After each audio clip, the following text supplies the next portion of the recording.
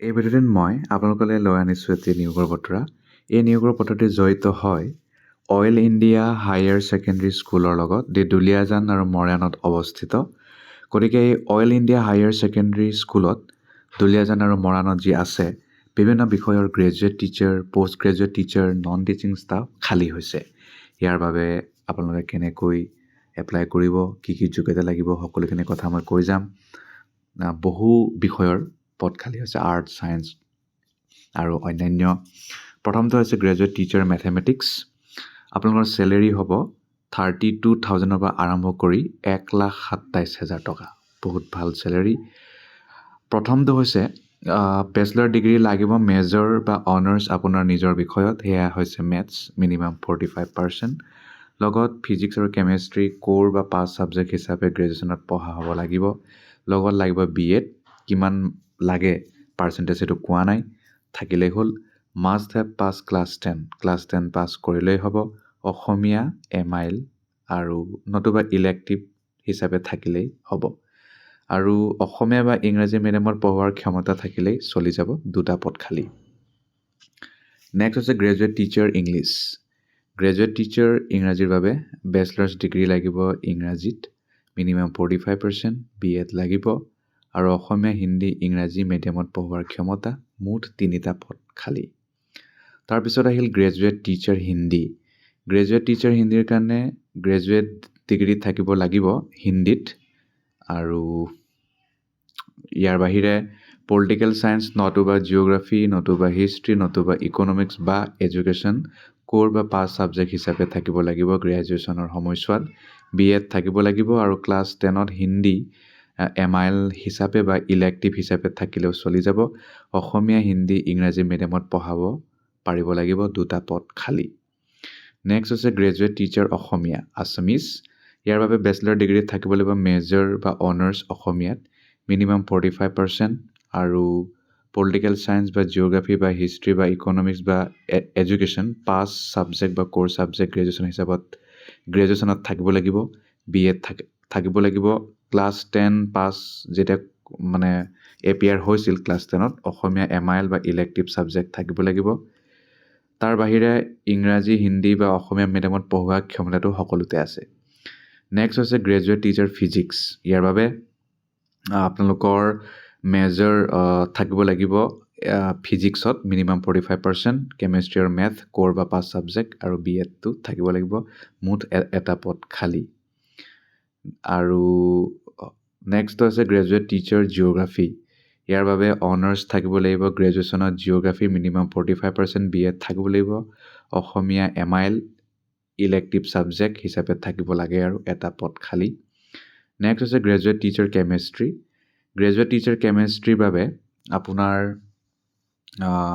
Major হিচাপে থাকিব লাগিব কেমেষ্ট্ৰি, মিনিমাম 45%, BEd থাকিব লাগিব, ক্লাছ 10 পাছ কৰা, MIL বা ইলেক্টিভ ছাবজেক্ট অসমীয়া হিচাপে এটা পদ খালী। নেক্সট হৈছে গ্ৰেজুৱেট টিচাৰ বায়'লজি।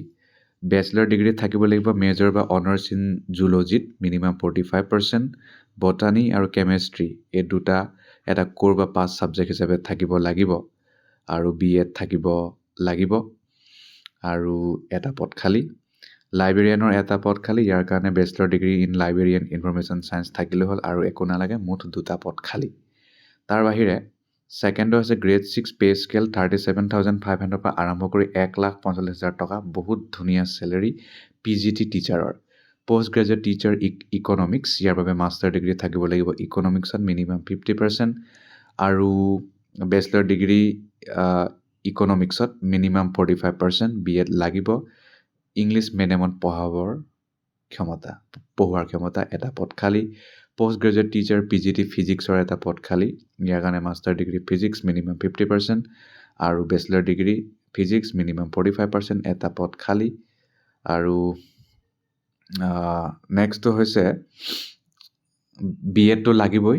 আৰু পষ্ট গ্ৰেজুৱেট টিচাৰ মেথছ। ইয়াৰ কাৰণে মাষ্টাৰ ডিগ্ৰী মেথছত আৰু বেচেলৰ ডিগ্ৰী মেথছত, খালী মাষ্টাৰ্ছত 50% আৰু বেচলাৰ্ছ ডিগ্ৰীত 45%, BEd লাগিব। ইংলিছ মিডিয়ামত পঢ়াব পাৰিব লাগিব, দুটা পদ খালী।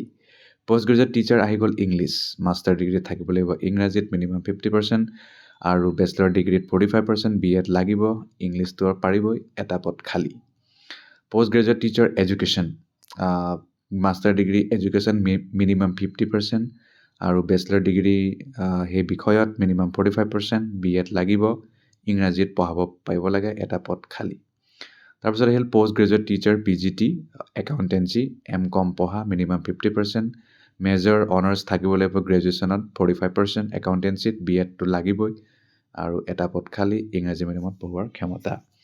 Post graduate teacher business studies M.Com পঢ়া মিনিমাম 50%, বেচলাৰ ডিগ্ৰীত বিজনেছ এডমিনিষ্ট্ৰেশ্যন নতুবা মাৰ্কেটিং নতুবা বিজনেছ মেনেজমেণ্ট থাকিব লাগিব মিনিমাম 45%, BEdটো লাগিব, ইংলিছ মিডিয়ামত পঢ়োৱাৰ ক্ষমতা, এটা পদ খালী। Post graduate teacher botany master ডিগ্ৰীত বটানী বা লাইফ চায়েন্সেছ 50%, বেচলাৰ ডিগ্ৰী একেই বটানী মিনিমাম 45%, BEdটো লাগিবই, ইংলিছ মিডিয়ামত পঢ়াৰ ক্ষমতা, এটা পদ খালী।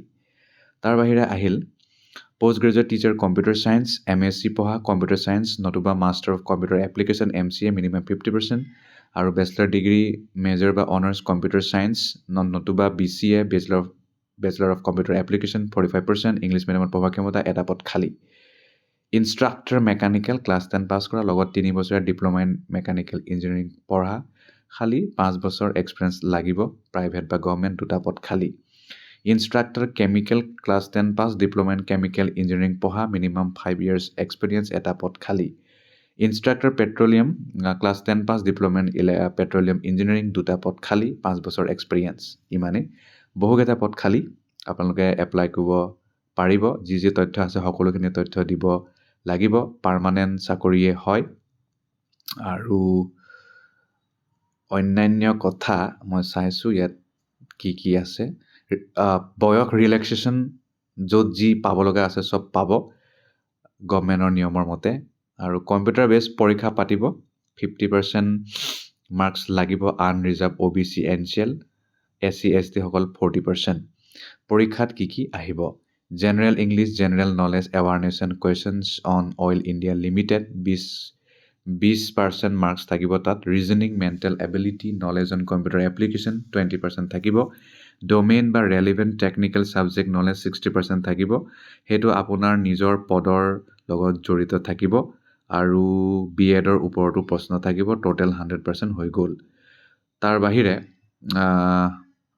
সকলো বিষয়ৰ কাৰণে বেলেগ বেলেগ, টেকনিকেলৰ কাৰণে বেলেগ, টেকনিকেলৰ কাৰণে ডমেইন ছাবজেক্ট থাকিব, কম্পিউটাৰ নলেজ বিচাৰিব, বাকী চব চেমে থাকে, reasoning mental ability general knowledge awareness আৰু বাকী যিটো থাকেই আৰু অইল ইণ্ডিয়া লিমিটেডৰ ওপৰত সেইটোতো থাকিবই। সকলো তথ্য লাভ কৰিব www.oilindia.com, তাতে আপোনালোকে পাই যাব। তাৰ বাহিৰে অন্যান্য কথা চাইছোঁ যে কিবা আছে নেকি যিটো আপোনালোকে জানিব লাগে। Valid employment exchange registration card লাগিব, এডমিট কাৰ্ড আৰু যিমান যি আপোনাৰ শিক্ষাগত অৰ্হতা আছে সকলোখিনি তথ্য আপোনালোকে দিব লাগিব, মেডিকেল ফিটনেছ চাৰ্টিফিকেট দিব লাগিব, আৰু প্ৰবেশ্যন পিৰিয়ড 12 মাহ থাকিব, তাৰপিছত চাকৰি পাৰ্মানেণ্ট হৈ যাব, বহুত ধুনীয়া চেলেৰি থকা এটা চাকৰি। আপোনালোকে হয়তো এনেধৰণৰ হয়তো গভৰ্ণমেণ্ট আণ্ডাৰতো নাপাব পাৰে অসম চৰকাৰৰ, গতিকে এই চান্সটো নেৰিব। অপেনিং হ'ব 5 ফেব্ৰুৱাৰীত, শেষ হ'ব 7 মাৰ্চত, পৰীক্ষা পাতিব কম্পিউটাৰ বেছ 29 মাৰ্চত।